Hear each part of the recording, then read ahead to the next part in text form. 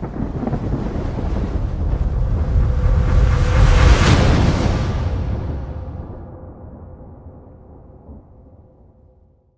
off, thank you guys for coming out. Day one of spring ball, as you can tell, it's a lot of excitement in the air. Not only you can hear it from the fields, but just from my voice as well. It's the opportunity to come out and compete and see what we're all about. It's just day one. I know you guys are going to ask about certain individuals that stepped up. It's too early to tell. The biggest thing I wanted to see out there was enthusiasm, great effort, and just continue to try to master day one install and start working and harping on the fundamentals. Obviously, a lot of film to watch from today. A lot of bodies out there for spring football, but quite pleased with what happened so far, and a lot of work to build on, and a lot of fun moving in the right direction. Look, we're out there just in helmets. Got one more helmets practice, and then I'll be excited for the padded practice on Saturday. But can't wait to watch this film, and look, I just enjoy being back around the guys. It means so much to start this 2024 season off the right way in spring football, and to actually go out there and sling it around a little bit. And you obviously had your share of spring ball. Does the approach change depending on the team and how you approach this? Yeah, I think year in, year out, you want to be consistent as a head coach, but you also can't sit there and say this is the way I've always done it. How do you learn? How do you improve? And then based off the team you have, if you got some vets, right? We have a veteran quarterback. We know who our quarterback is going in this one. It's kind of refreshing not to walk up to the podium and say, okay, tell us about the quarterback competition. We can talk about the guys behind Seth, but we know we have our quarterback. We got some veterans there, running back. We're experiencing some new stuff with defense, but what's been such a joy is this team, even in this offseason, has allowed us to coach them hard. And that's not saying that we haven't been able to do that in the past. And you guys heard me reflect on that a little bit last year when I told you guys how much I enjoyed last year's team. Well, this is a different team, right? With 40% new faces, not only on the field with players, but coaches as well. But I think this is a team that's willing to accept coaching, a team that's willing to say, okay, what can we do to be better? And that coach mentality, from the strength and conditioning to carry it out to the field today, that's a joy. And their eyes are big. You guys have heard me talk about the eyes of this team, and they're dialed in and bought into the way we're doing things. And so we're able to go out there and demand excellence. We're able to coach them and harp on those fundamentals and keep pushing those things in the right direction.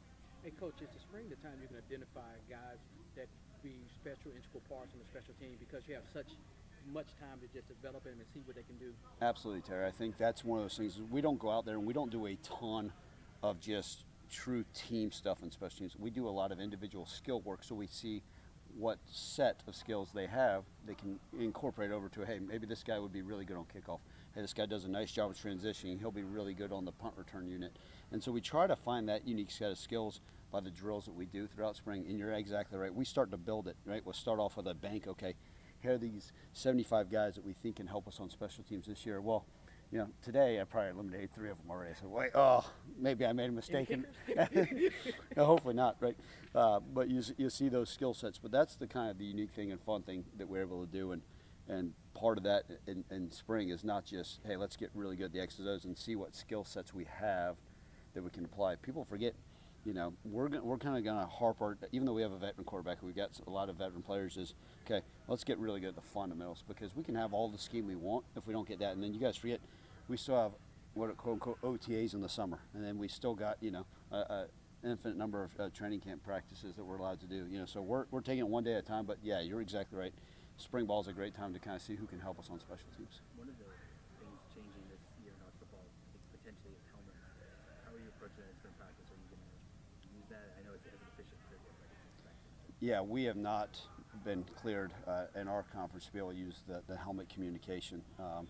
As they call it, C2P is what they're referring to it, coach to player. And with the relationship, I believe, with Coach Com, that's going to be into the, I believe, right now helmets. But we're exploring it, we're seeing it. Obviously, having the experience in the NFL, I think that will kind of give me a kind of an idea of what we can do. We know sign stealing, signal stealing is part of college football, so we have to be smart on offense. Okay, how are we going to incorporate it in order to get the play in? Does that mean we may huddle a little bit more, maybe do some different things of a variety, signal some, wristband some? I think we're going to incorporate, which certainly will, as soon as they allow us to do it and it gets cleared and there's a waiver where it's safe to put our quarterbacks in it, we certainly will. And then we got to figure out on defense, okay, is it a Mike linebacker that's going to wear it? Is it a safety?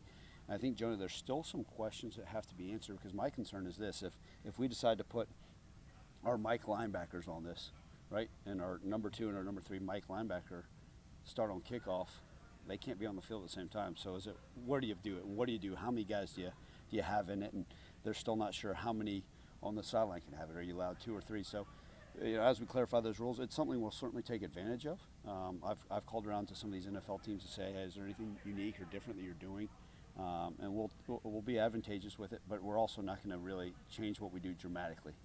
We've had some success here, but we're going to use it to our benefit, and we'll see. But I'm excited, right? It'll be like a new toy out there. I'm sure, some of those, Seth and whoever, if it's Chandler, will be tired of me talking in their ear.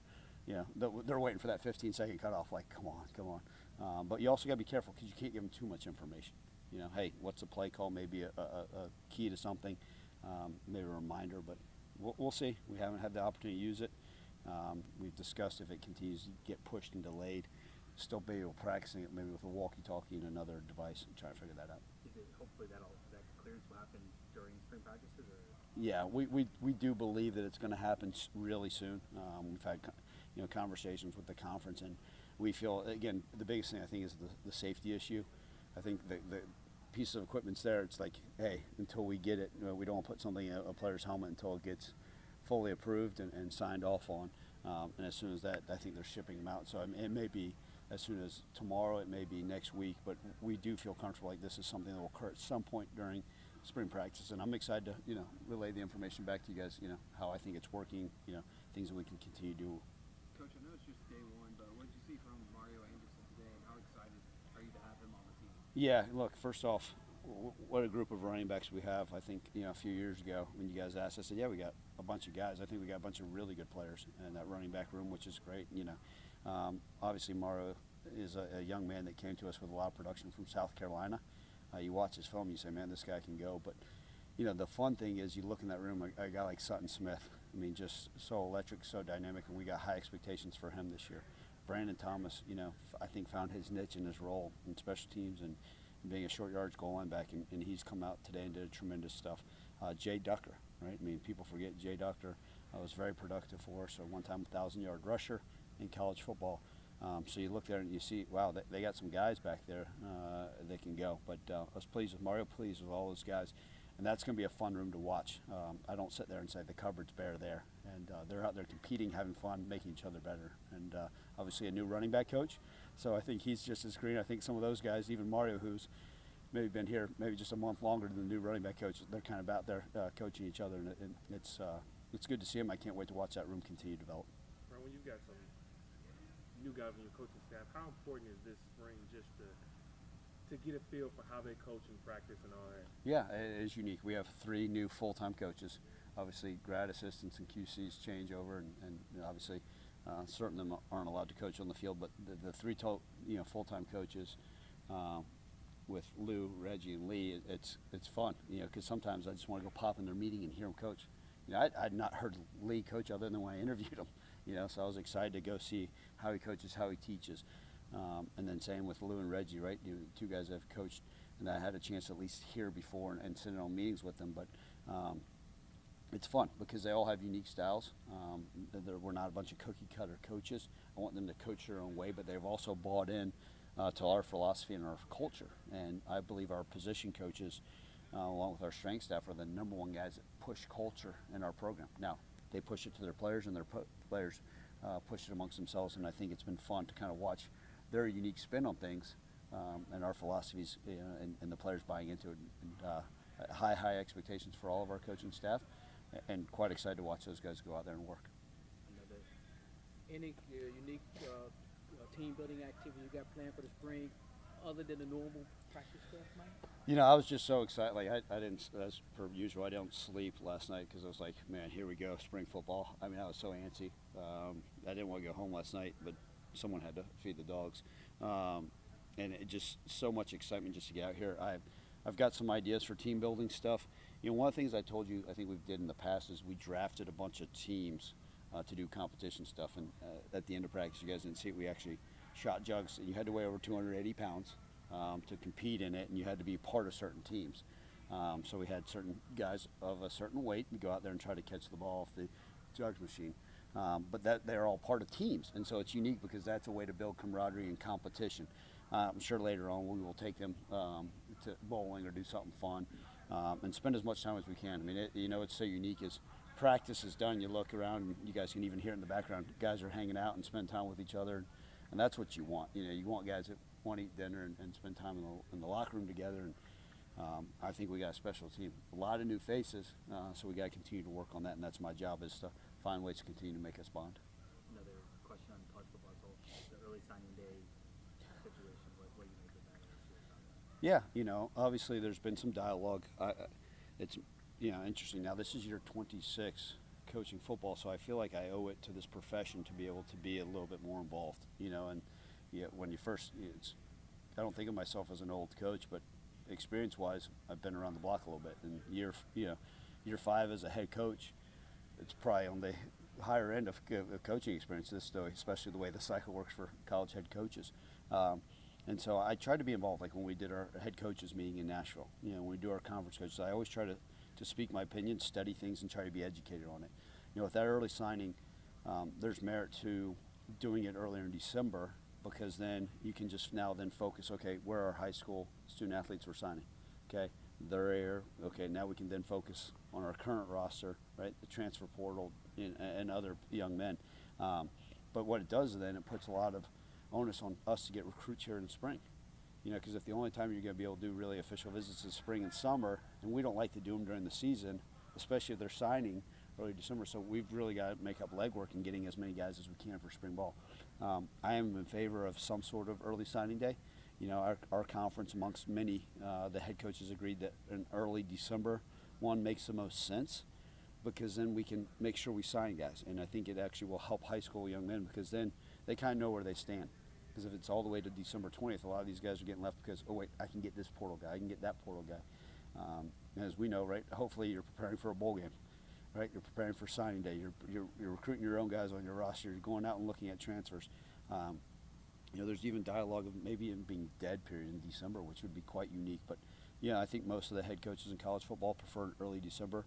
The summer one's a little tricky to me. And you're seeing some of these high school coaches associations come out and say, I don't know if it makes a lot of sense, because they worry about a young man say, okay, I signed with school X in July 1st. You know what?